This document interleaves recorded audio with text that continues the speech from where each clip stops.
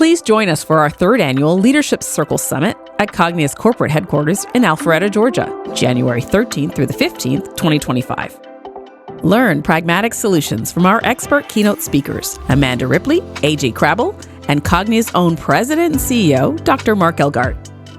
Connect with other educational leaders to identify simple solutions to complex problems, share governance challenges, and establish critical professional networks that best support your work. Find out more about Cognia's Leadership Circle Summit at cognia.org or email us at leadershipcircle@cognia.org.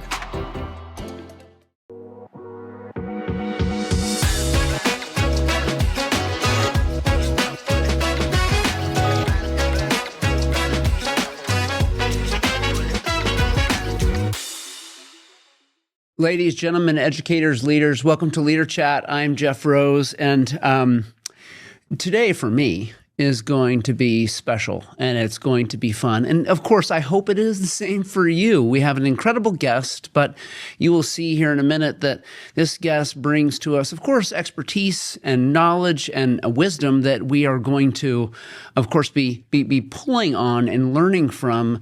But it's based upon this person and his location. This is very near and dear to my heart. Now, before we get into it, and I tell you about our guest, I want to remind our people that are watching. Maybe you are watching us on YouTube, or maybe you're a listener to our podcast, and you're the kind of person that just likes to listen because it's convenient and it's a very efficient way for us to learn by listening to podcasts. We just hope that you like, you comment, you subscribe. Those are all very important in the podcast world. Chris, our producer, for a long time, we never asked that of people because, I don't know, we're not necessarily podcasters. We're about, creating content for members and beyond. But we're learning, just like you're learning, and we need to remind you that even just putting a stars, we like 5 stars, but letting us know or giving us a comment. We read every one, I promise. If you give us a recommendation, if you say something nice, we read it, and it makes us feel good, and it promotes us to keep going. So thank you for that. Today, we're talking to somebody who's in the chair, a leader who's took time, of course, for this conversation, but is a leader that has done some extremely impressive work over his career as an educational leader, as a superintendent, and is extremely involved, not just at a local level in his district and state, but at a national level. And he's a good friend of mine. And we actually don't often talk to leaders in the chair, and that's strategic. But occasionally we do, and if ever there was a time, it would be this time. So we're going to be talking to Superintendent Gustavo Balderas, who's a superintendent. He's the AASA president, and he happens to be the superintendent of the Beaverton School District in Oregon. Balderas is a nationally recognized educator who is known for his equity-driven leadership. He has a proven track record for ensuring that all students achieve academic success as well as social-emotional growth. His numerous awards include a 2021 Champion for Equity Award from the Association of Latino Administrators and Superintendents. In 2020, an Oregon Superintendent of the Year Award from the Coalition of Oregon School Administrators, and in 2020, also the National Superintendent of the Year Award from AASA. Dr. Balderas comes to Beaverton from Edmond School District in Washington, where he served as a superintendent for the past 2 years prior to when he joined Beaverton. Prior to that, he served as superintendent for the Eugene School District, also in Oregon, the Ocean View School District in California, and Madera Unified School District in California as well. Dr. Balderas started his career in the Hillsborough School District in Oregon, working as a teacher, a counselor, assistant principal, district administrator, and assistant superintendent. Dr. Balderas is a first-generation son of Mexican immigrants who worked in the agricultural fields of California, Oregon, and Washington. And before he joins me, I'll say this is what's so unique about this is it is though I feel at home because I was a superintendent in Beaverton for many years ago, and so he and I now share that leadership seat to a degree. I'm sure he's taking all of my mistakes and taking that district to the next level, but it is a place that is near and dear to my heart. And by the way, he was in Southern California, which is where I grew up in Huntington Beach for the most part. So he and I are just extremely connected. I'm so thrilled to have Gustavo with us. Gustavo, come share the screen. It's great to see you, and thank you so much for being here. Oh, Jeff, thanks for having me. And, I'm just keeping a seat warm for the next person after me. So, I appreciate you being here and appreciate the work you did in Beaverton to create the foundation of success that I'm still carrying on. So thank you. Well, it's interesting. Before I dive in, Gustavo, I find as though when we all follow another leader, of course we do, right? There's no matter what, there's opportunities, right? So that leader could have been just the most stellar leader. There will always be opportunities. And then at times too, you're building off the strength and weakness of the system as well as the structure that last leader left. Well, in the meantime, we also get to stand on the shoulders often of great leaders. I mean, when I came to Beaverton, it was Jerry Colonna who, God bless his soul, who's no longer with us, but such an amazing, dear leader. And I was so dramatically different than he was in terms of style. And I just wanted to be more like him every day, and I never could be. But Yeah. I was able to put my own stamp to a degree on Beaverton. And then, like I said, between me and you, there was another leader there, and you're just taking it to the next level. And so I always think of it that way, and I'm thankful that you are there. Oh, thank you. You did a great job. Jerry did a great job, and Don did a great job before me. I'm just trying to keep it, keep the system moving and making it better every day. So thank you. So, I read some of your career highlights, and that was just some. You noticed I kind of chopped your bio down. You're probably thinking, whoa, Jeff, I had more awards than that. Right? I did not read all of it, but you've had this, right, really, really great career, and you're still cranking away. Talk to us about maybe some of the pivotal moments along the way and maybe how those are supported by your why, potentially even some of the work that you're doing now, but kind of walk us through I know you, but not all of our listeners know you. So help us get to know you a little bit more. So it starts with my background. I come from Mexican immigrants. They came in and worked what was called the agricultural triangle. People would work coming in from Mexico, work the fields in California, Oregon, Washington State, and go back through Eastern Oregon, that area, working the root crops, the potatoes, the corn, before returning back to Mexico for the winter. We used to top onions and so forth. So I was actually I was actually born in Mount Vernon, Washington. When and I was ill as a newborn. I was a premature baby, and my whole extended family would travel together. So grandparents, uncles, aunts, a whole caravan of people would work the fields and then traverse back. And they settled in a small town of Nissa, Oregon, which is a rural community right on the Idaho border, about 3,000 people. My mom still lives there and settled, and the whole extended family never left. So grandparents, everybody stayed, and my aunts are still there with my mom. My mom's still there, almost 80. And she worked at Ore-Ida Foods for like 42 years, which is a frozen food company there in Ontario, which is about another community 10 miles north. So I come from a migrant community. I spoke no English, and I also stuttered really badly as a youth. So that's my story coming into the system. And the public education system in this back in the 70s was again, second language kid. So pull out ESL program, English as a second language program in the hallway with a instructional assistant with a group of Latino kids, all Mexican, for a couple hours a day trying to learn the language. So that was my upbringing coming up in Eastern Oregon. And that was kind of that was the standard back then. It was pull out programs where you would go out in a hallway or some other room with an instructional assistant trying to get you up to speed.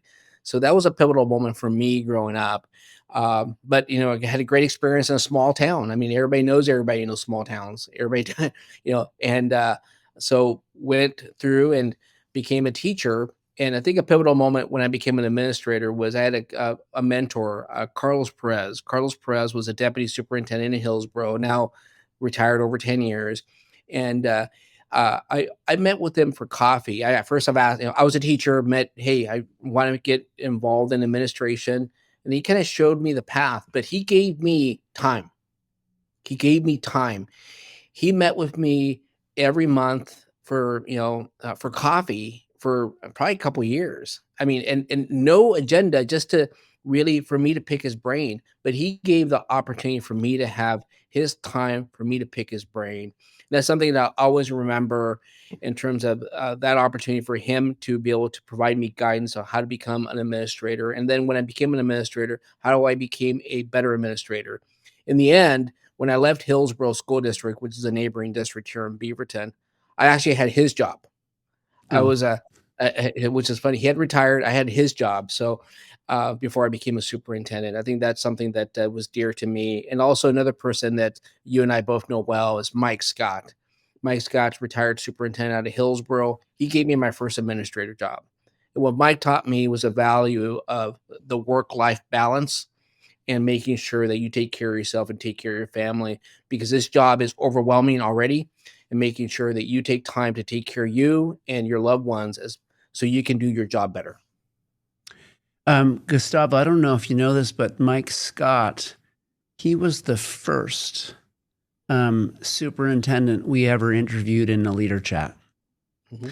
And the reason that we invited him was because, of course, I was the superintendent of Beaverton next to him in Hillsborough, and he's an amazing man, as you know, and has been through so much professionally and personally. And I mean, talk about a person who he is so steadfast in every aspect of his life. And I too loved learning from Mike Scott, just leading next to him district to district. So you mentioned your childhood, and I think that's really important. And I want to build on this because you're truly known. If I were to talk to people who know you or know about you, they'd say that, you are really committed to this kind of equity-driven leadership, right? That's really, really important, and it's obvious as to why it would be. I mean, so you're a prime example of how community and education impacted somebody to allow them to grow up into a field where you get to impact thousands of lives.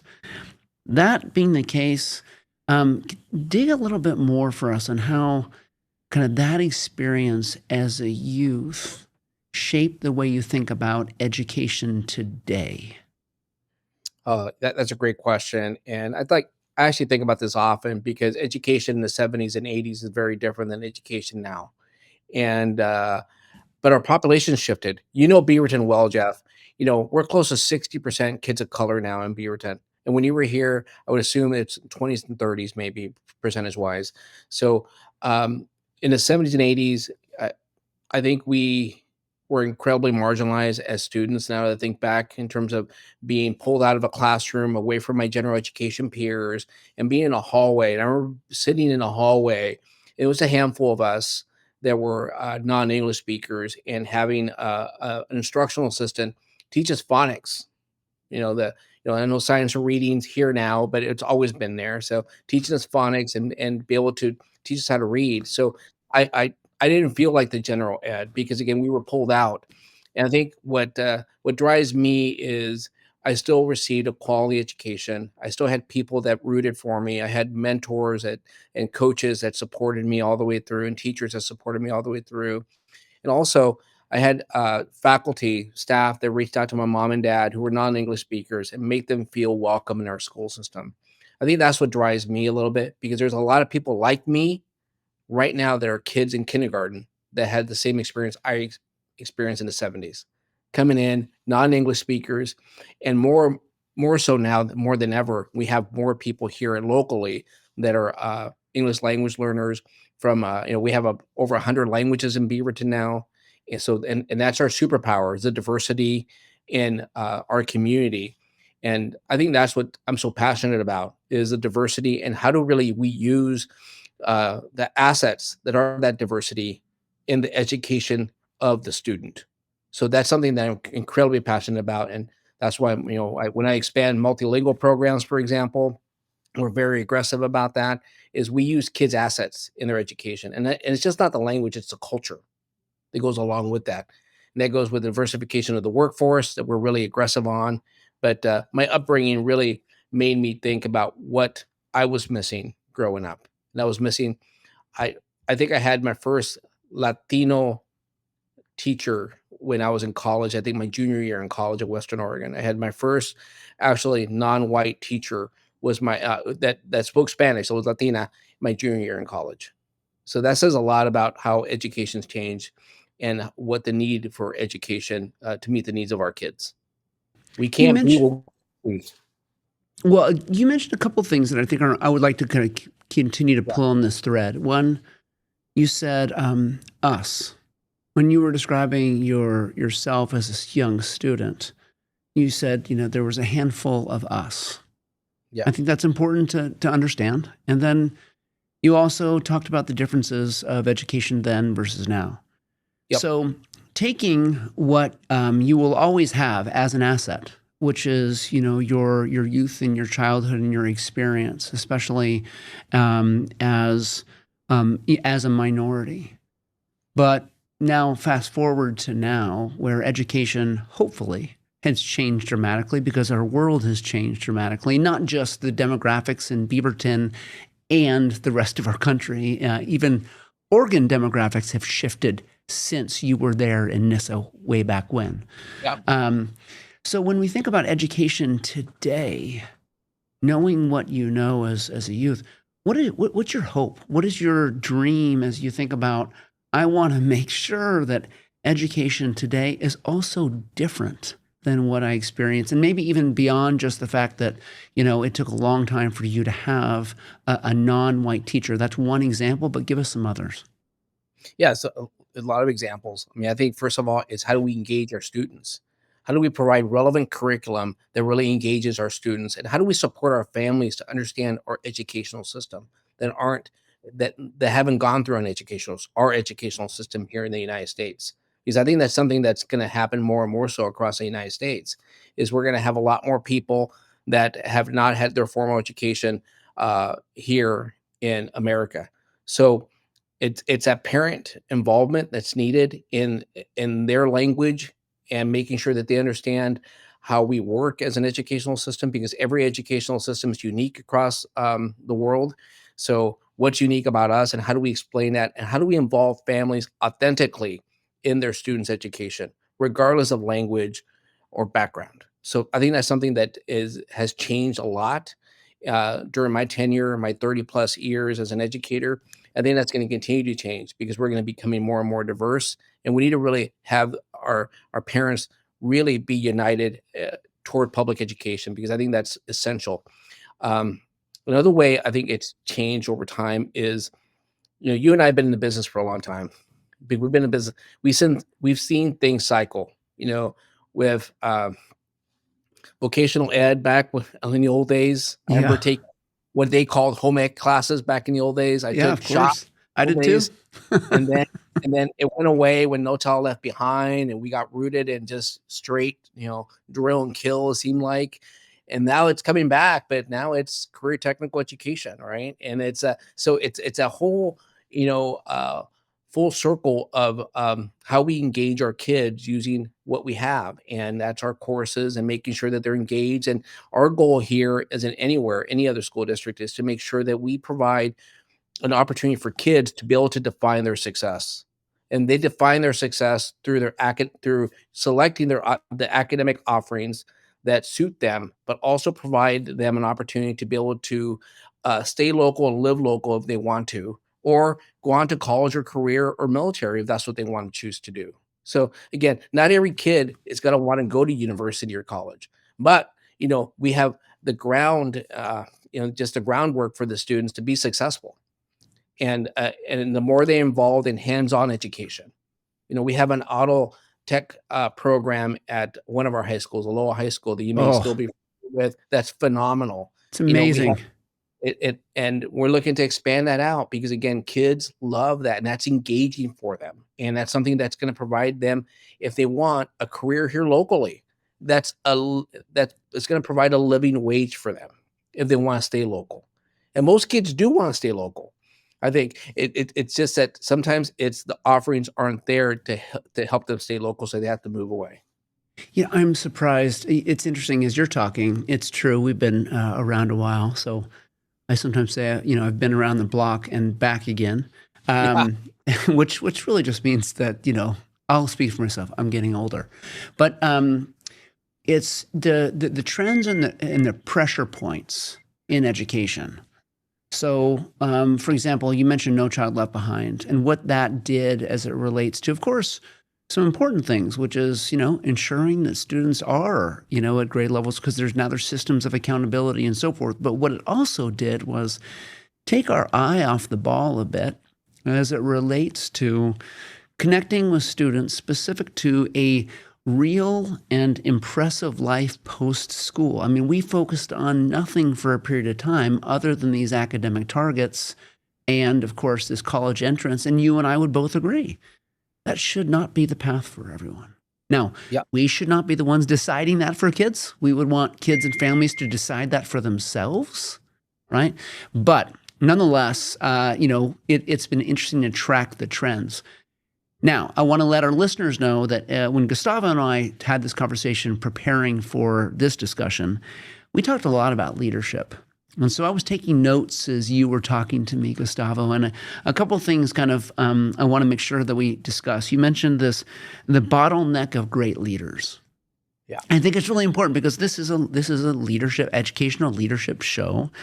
So how do we address this concept of scaling leadership, creating systems that kind of promote and keep great leaders at a time when potentially, well, not even potentially, we already know there's a bottleneck. We already know we have a mass exodus over the years, and it's our job to create the next bottleneck if we're strategic.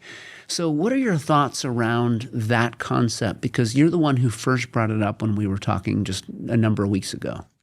In Oregon, we have 197 school districts. Over the last 3 or 4 years, we have 160 new superintendents. So just take that, 197 districts, 160 new superintendents. So the exodus is real. And we have to make sure that we prepare we have a deeper bench of candidates ready to take on the superintendency. But at every level, there needs to be intentionality and purpose to make sure that we have the best people, that we tap the best people into leadership roles. I think that's one thing that we have a moral obligation, because that's the future. I'm only going to stay in the seat for X amount of years. We always do, Jeff. So after that is who's in line, who are the 3 to 5 people that have an opportunity to take the seat if they want to, or are prepared to take the seat in a neighboring district. I think that's our moral obligation as leaders. And it starts off with teachers, making sure we have the very, very best teachers we could possibly have. And then we get people that are interested in becoming administrators at the building level, promoting them and having intentional programs for that. And then to the district office level and be really, really intentional to make sure that we support those folks as well. And I'm a big believer in coaching and mentoring all the way through. I have a coach, and my cabinet folks have coaches as well that support them, whether formally or informally. I think that's something that's sometimes forgotten, because sometimes we have teacher coaches, we have coaches for principals, but our district office and superintendents need support as well to continue to grow. But intentional programs could be, for example, in Hillsborough, when I worked with Mike Scott, we started the Future Leader programs that really targeted teachers that wanted to be administrators. Well, that program's still present. That's over 20 years old. Nationally, I'm past president of ALAS, the Association for Latino Administrators and Superintendents. We have a Superintendent Leadership Academy that's close to, that's over a decade old, that's still promoting and producing outstanding people. AASA, which I'm currently the president of, has a variety of superintendent academies and certification programs that support leaders. So it's that intentionality, but also, Jeff, it's that tapping of the shoulder of leaders and saying, hey, you have a lot of potential. How can I help you? How can I help you? And then help guide them like Carlos guided me earlier in my career. Hey, here's a path for you to go if you're interested. And then support that person on that path to success. Let me ask this kind of impromptu question that It's almost like this question is going to seem like it's picking on us, right? On you and I, right? Because let's take the critic perspective. A critic may say, okay, so we're going through a huge turnover, as you described in Oregon, and by the way, we're seeing those same trends state to state, right? You almost see a 40% turnover over 18 months, right? Just kind of less than 2 years happening, principal up through superintendent. And then in the meantime, we currently have the least experienced leader force we've ever seen in this country. And then that's going to continue to increase based upon just the data and the bench. Yeah. And then here you and I are talking about supporting and nurturing leadership. The critic may say, okay, that being said, the job has changed, has it not? Because it has, right? In fact, it's changed since I left the seat, right? A number of years ago. And so it's not getting easier. It's getting more complex. So the critic may say, wait a minute, you have people who have been doing it for years, and that knowledge is really important, potentially supporting and teaching new leaders who are stepping into a job that's even harder than the one they started, for which maybe they weren't even always successful at. So how do we support new leaders, maybe in a different way compared to how we have done it, so we don't fall into the same trap of leaders being in this sink or swim scenario, because they currently are in that. So any ideas or thoughts about how we as people who've been around the block support leaders in a new world of leadership? Yeah, and I think you bring up a really good point that we have leaders that are jumping from maybe a principalship to a district office, superintendency, a district superintendency, and the job's very different. So leadership is leadership, but the skills that are needed to navigate the political landscape has changed, and it's going to continue to change.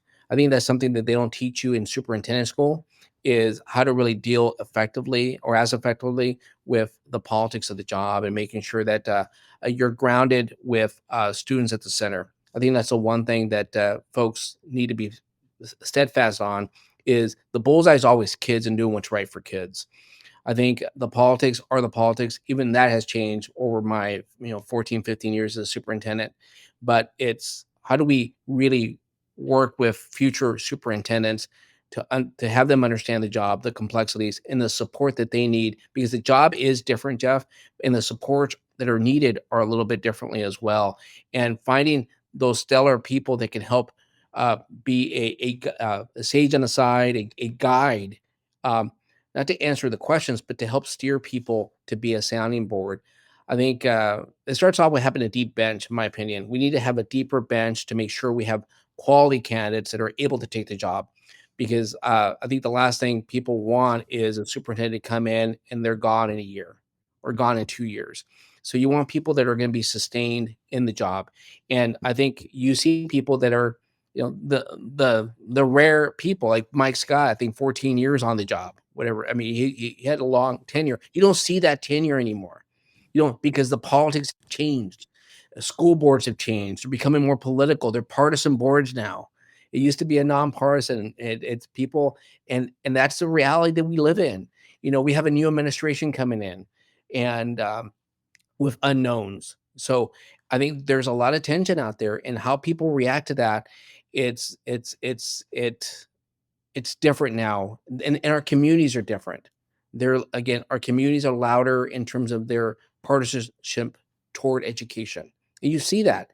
You see that with school board meetings sometimes. And, you talk to a lot of superintendents. I have seen some school board meetings on video where people are just, very, very upset about book bans or, Title IX regulations changing. And again, my job as a superintendent is to take care of kids, all kids. We're a public school system. We don't have, and we should never, we don't pick the kids that we get. We get every kid and we love every kid and we do our very, very best for each and every kid that we have of our 38,000 plus kids in Beaverton, as every school superintendent does. I think that's the power of public education. I think we need to be strong in public education. We need to look at pathways to ensure that we have leaders that have the ability to be able to lead, whether now or later. And we need to cultivate these leaders now for the future. Because I do think, as you stated, there's going to be a mass exodus continued throughout the next few years.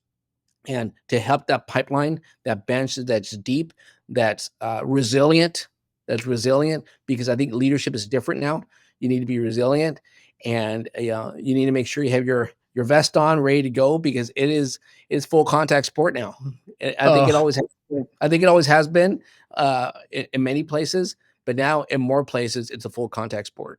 Yeah, and full contact is right. It's well said. In fact, all we know now is we have to be bigger and faster and stronger than we were back in the day. That's for sure. And as you were talking, I got excited for this next question, and it almost gave me goosebumps. But before I do that, I do need to get to Chris. Chris has a few words for us. So, Chris, off to you.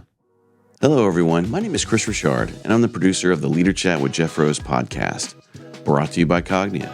Just a quick reminder, if you haven't done so already, please make sure you follow or subscribe to us if you're listening to us on Apple Podcasts, Spotify, Amazon, or Podbean to make sure you're getting all the latest updates on the newest episodes.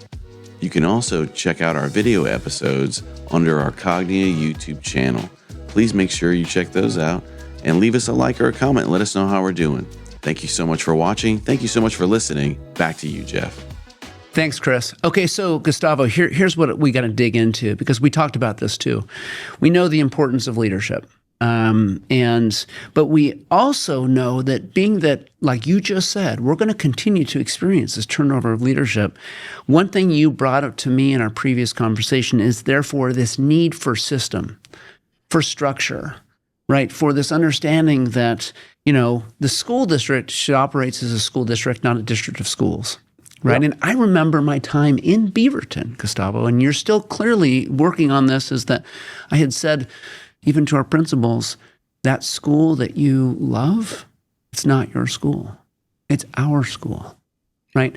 We have to work together. And, they used to call it loose and tight. I call it this balance of autonomy and fidelity. Right? How do you want the art? Every school is different, and we know that every teacher is different. So we want to be able to bring out the art in leading and in learning, etc. But in the meantime, we are a system and a structure and a team, and that binds us together so that as there is leadership turnover, we're not going right turns and left turns. We're staying the course. So talk to us about your focus on system aligned to culture in Beaverton, because I know that's something you're very passionate about. Yeah, and there is a secret sauce to school improvement. We all know that. I mean, there's no magical thing. It's been around forever. So it's making sure we have aligned curriculum that's standards based, that everybody understands. Make sure we have data assessments that people use to really help themselves inform at the classroom level and building level to what's working, what's not working. And then we have extensions and interventions for kids to make sure that we support the kids most in need, or the kids that are accelerating. And that's at elementary, middle, and high school. So again, it's simple in terms of the structure. It's hard to do because change is hard for people. And I would always say that 90% of what happens in a school building is up to the school building. You're going to create your daily schedule. You're going to create your recess schedule, your special schedule. You're going to create your assembly schedule. Now, and when you teach, what you teach. But it's the curriculum is going to be the curriculum. I think there's guardrails to effectiveness. So the guardrails are, we're going to have a consistent and viable curriculum. We're going to have a strong professional development plan for our faculty, for our teachers, to make sure that they're able to be supported. And then we have alignment K-12 in terms of what the expectation is for interventions and extensions for kids. And we're going to be consistent in our practices, which is easy to say, hard to do. We have 12 high schools, 6 comprehensive, but 12 overall. If you take, For example, biology 1 here on this end, and in this one high school, biology 1 at this high school, is it going to be consistent in terms of the grading aspects? That's the calibration that's difficult sometimes. Is an A at this school the same as an A at this school? Well, that's the uniqueness and power of education, right? It's like that's the art of teaching. Really, it's how do you compare teachers across two different school systems? Aloha High School versus Sunset High School, very different populations even. So it's work, but it's the right work. But it starts off with what we can control. And we control through, again, partnership with our faculty or teachers, the curriculum that we purchase, because again, the faculty chooses it, the staff choose the curriculum, the board adopts it off a process, and making sure that we have assessment data to make sure that we know where our kids are and what the kids need, and then provide supports for those kids. And again, going back to professional development, we need the PD. I know for a fact that you're a very kind of teacher-friendly leader, and I mean, when you and I were talking in private, I wrote this down that I put in quotes: teachers shouldn't have to fight so hard to get better and improve, right? And the meantime is, you're talking about how districts create systems that provide both support and accountability. And sometimes people think, well, wait a minute, how do you create support and accountability? How do you do, because isn't it one or the other? And as you know, it's not, it's both, right? And in the meantime, you have to have a level of grace as it relates to, giving some freedom and flexibility. So as you're leading a system as diverse and as different as a place like Beaverton, knowing that as a leader, your job is to work on the system and not in it, right? On the system. What are some of your leadership strategies working on the system to create that healthy balance of support and accountability, knowing that they're not different things? Yeah, that's another great question. So to me, it's making sure that we're all on the same page, from our school board to our community to our faculty at all levels, whether you're a classified person, a teacher, or an administrator. We all know that what the North Star is, what the goal is. And because to me, I don't worry so much about the summative assessments, because again, if we do a great job of teaching the first time, the summative assessment, the scores on those summative assessments will come. I don't worry so much about that. I just make sure that we do the best job with our kids when we have them, and we do the best job of training our teachers and supporting our teachers and what they need. And it starts off with a viable curriculum, again, making sure that we have updated curriculum that's up to standards. And Beaverton, as well as has always been really, really good about supporting our public schools, and they continue to do that by passing of bonds and levies. So we're very grateful to the Beaverton community for that support, because it starts off with the tools, and that's the tools. The tools are the curriculum and the technology that we have. But the teachers and the teacher training, that's a little separate, but it starts off with hiring the very, very best at all levels, whether a teacher or classified or an administrator, and then supporting them all the way through, and making sure the alignment happens. Because again, the product is going to be great teaching and alignment, and the results are going to be, in the end, higher assessment scores, which I really don't worry about. I worry more about the formative interim assessments. The summative will come. So just making sure that we have all that structure for success built into the system for our 50 plus campuses. Gustavo, you mentioned this term, and I really can appreciate it, the secret sauce. And you said there just isn't a secret sauce. And as you said that, I can almost imagine leaders listening to you, probably taking notes and then wondering, wait a minute, what is he talking about? There's no secret sauce. But the fact is, we know a lot through research about pedagogy and what's best instruction, right? It was Mike Schmoker, who's been talking about this concept of results for decades, who was on this show, and he said, look, it's not as though we don't know what's best practice. We already know. The challenge is actually practicing that to fidelity. That's what he described, and that's kind of what you're describing. So then as a superintendent, you're leading, and you're trying to create this balance.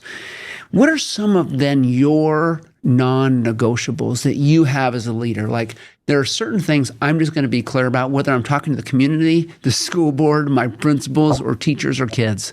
What are your non-negotiables? Non-negotiables is using information to inform decision-making at all levels of the organization. Again, we need to be, we have to have data. Now, what that looks like at the building level to the district level could look differently. And also, again, I've talked often about the viable curriculum. Make sure people understand that we have a curriculum that we adopt that's picked by the teachers that are going to be teaching it through a process. And then we expect people to use that curriculum because, again, that's fairness for the kids. That's to make sure that there's alignment, a continuum between K through 12 in terms of a structure. And then we have interventions for all kids based on their need, both academic and behavior. So we're full on supports for our kids. We call it MTSS. I know we've been around for a while. The acronyms change, but at the end of the day, it's supports for kids. Supports for kids. A system that supports kids both behaviorally and academically. Call it RTI, MTSS, whatever you want to call it. It's an acronym. That's what it is, right? So those are the non-negotiables. And infusing that system and supporting faculty to understand how to leverage what we have and to support our kids because, again, we have kids in high school that can't read. We know that. We have kids in middle school that can't read. We know that. What supports outside of once you get to secondary, it's content driven. So what supports do they have to be able to access a curriculum? I think that's my non-negotiables is those student pathways to ensure that we support them all. I don't care how old you are, and making sure that you have access to be engaged in our public school system. Gustavo, as we kind of round third base in our discussion here, let's swing back to leadership a little bit, because you mentioned to me how important it is to you that the team, your whether it's called a cabinet, your administrative team, et cetera, that you share this collective vision, right? And so as you know that the vision is what you hope transcends even the leader, right? It creates a pathway, a North Star that aligns practices beyond just a person coming and going. But as you're hiring leaders, knowing that you are pursuing a collective vision, what are you looking for in those leaders? I'm looking for people that have a heart, a passion for kids, a lead with kids in the center. I want people that just think about, hey, I need to be successful for all kids, not some kids, all kids. And I think that's one of the things that you can't change in people. There's an integrity piece, there's the work ethic piece, but there's that passion for kids in the center. And that to me is the equity component, is if you're passionate for all kids and we showed progress or some way to measure that you've been successful for all kids, not just some kids. Because I don't want people just to say yes in cabinet. I get my cabinet, like most cabinets for people that are halfway successful as superintendents. You want people, they pick cabinets that are sometimes counter to what you believe in. So I just want people with a heart for kids, high level of integrity, high work ethic. They're going to tell me that I'm wrong sometimes. Hey, superintendent, you got it wrong, and this is why. To have a conversation about it. I go, those are the best type of cabinets, I think. But leading with people that have a certain demeanor, a certain core value system, those are the people I look for. And people that are also just really, really understanding how to work as a team. I think that's one of the things is we need to work as a team. There's no I in team. We all know that. And just making sure that we pick the right people. That's essential because that's the leadership team that sets the tone for the 6,000 employees and 38,000 plus kids in our system here in Beaverton. And we have to be a strong collective. But again, like I said, I don't want people just to say yes. I want people to counter the narrative, to have, a good dialogue to why they think that a decision, just to weigh in and tell me I'm wrong sometimes. Hey, I don't think that's right. I think that's wrong. And this is why. Okay, let's talk about it and have a real solid dialogue about why they think I'm wrong or anyone around the cabinet's wrong, and not take offense to it. Right? I think that's another thing, not take offense to it. I think that's one thing that people sometimes do is they take offense to things. It's never personal. It's about the greater good. Isn't it interesting for us to kind of think back to if you were to kind of list out on a sticky note, some of the things that you're most proud of so far in your career. If you were to then go back and look at that list, I'd be willing to put money that what is on that list is usually something that a leader has not accomplished on their own. Rarely do leaders truly create something that transcends and impacts lives of other people on their own. It's all with team. It takes a push and a pull. And, the really difficult work is often the best work. And it's, to your point, it's not easy. It does take the willingness to disagree and to wrestle and then to come together in the end and create strategy. I'm thankful that that's what you look for. Oh yeah, and again, it's any award that you get. It's never a me award; it's a we award, right? And it's always about the collective we, because no individual does anything. It's a collective in education. It's we do things because of the power of the faculty that we have. Again, all 6,000 employees, including substitutes. That's the power of education. That's what I always say. That I go, there's no personal accolades in education. I think there's always collective accolades, and I think that's where you see the power of group and the power of a passionate group of people doing great work for kids. So the thing about you that's interesting, Gustavo, is that because of the work that you've done as a leader, you're not just this superintendent of Beaverton, right? Which is it's a major job, an incredible responsibility of an incredible district, and one who truly, Beaverton impacts the state. That being the case, you're also involved at a national level, which gives you a different lens into what's happening or what's not happening throughout other states and other districts.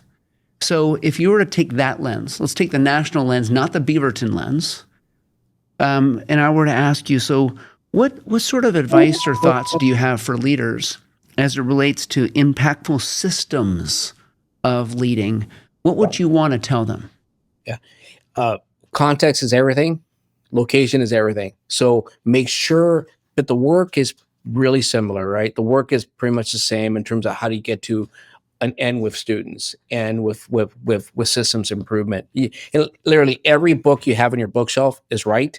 Implementing it in your system, that's where context matters. There's some systems where you can't use the word equity. So how do you change the word equity in terms of inclusion, access, opportunity, right? So it's how do you shift the language to still make it work for all kids? Because we're still have a moral obligation for all kids. And to your point, Jeff, I'm very thankful to be in Oregon and on the West Coast and not in some states where, the work is more difficult. Because again, you're not only battling politicians, you're battling community, even and between community. Sometimes you're battling between communities. So, and I'm really thankful to live in Oregon, where we have in the metro area here, where we have a collective that is pretty grounded in terms of what we want to see as a community. So, but I know peers nationwide that have that battle every day. And I think that's part of the issue with us losing a lot of great superintendents, is because I think we're battling a battle that doesn't need to happen. And I hate to burst your bubble, and in some ways maybe it's a compliment, but I see what you're saying as it relates to you feeling fortunate to being in Oregon on the West Coast, et cetera. As one who now kind of lives my leadership life on the balcony as opposed to like your dance floor, let me tell you, where you are is difficult too. It's just difficult in a different way, right? Yep. So it just is. And so the fact is, you've become used to that, as you should, because that is your community, right? So you have become comfortable navigating that world that you live in. And we need to help leaders, to your previous point, which is understand context does matter, right? And context it's hard no matter what, whether you're rural, whether you're urban, suburban, East Coast, West Coast, Midwest, et cetera. It's about understanding who am I serving, and then what's the strategy. And, you've done that so well in different places, but I'm glad to see you so, comfortable where you are, but it is hard work where you are sitting, my friend. And I'm thankful you're doing it. Okay, last question, and this was going to be hard for you. It's hard for most leaders. Because, one thing that about our community is we say circles are better than rows. And this is the only really content thing that we do. Most of our strategies is gathering leaders around a table to help them, help each other. We say, leaders should help other leaders. So let's imagine you and I are at a table. It's a round table. And with us are principals, superintendents, and everything in between. And this is what's going to be hard for you.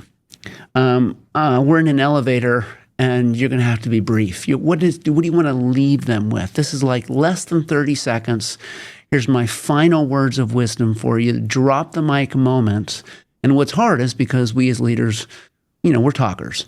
So what do you want to leave them with in terms of your final message? Ready, go. Public education is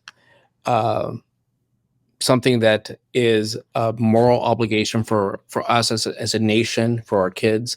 And the superintendency, the public school superintendency, is the very, very best job I've ever had in my life. I was a farm worker, lived in a labor camp. There used to be a migrant, there used to be a Japanese internment camp. And now I'm the superintendent of a large school system. I'm president of AASA, past president of ALAS. Nowhere in few places in the world where a migrant kid could get to my status without receiving a public education that I did. I mean, it's rare. So again, superintendency, the best job in the world, and public education, we need leaders. We need you to lead. And how do we help support you in terms of your leadership path? Because we're here just to be, again, your mentor, your coach. So again, just leverage people to ensure that you're successful in this world that needs leaders more than ever. Gustavo, it makes me, this is a weird word, but it kind of makes me proud to know that you're there. Only I'm proud to have worked for a place that has found, sought out, and has a leader like you at the helm. It just makes me feel good. No, and again, just thank you for the work that you did, because we're still carrying a lot of that work that you started, that Jerry started, and again, we just keep carrying it on and making it a little bit different, but it's the same work. It's just a little different, right? So it's just we just continue the work that our predecessors have done, because it was the right work. And just thank you for your leadership and the foundation that I'm still growing off of. Oh, well, you be well, and just once again, appreciate this time, you willing to step out for a period of time in your day, in your busy schedule, and now you'll have to catch up, right? I can imagine what your inbox has done over the last hour. So thank you so much. I can't wait for us to cross paths again, which won't be long. I'll see you and be able to talk to you very soon. Be well, my friend. Thanks, Jeff. Thank you. Ladies and gentlemen, that was really, really fun. So, you can probably understand why that would be special for me, but the opportunity to talk to a leader like Gustavo, who has grown up from such like these, humble beginnings in a very difficult circumstance, and has demonstrated that education does impact lives because it impacted his. Ladies and gentlemen, educators, leaders, thank you for the noble work that you do. Be well.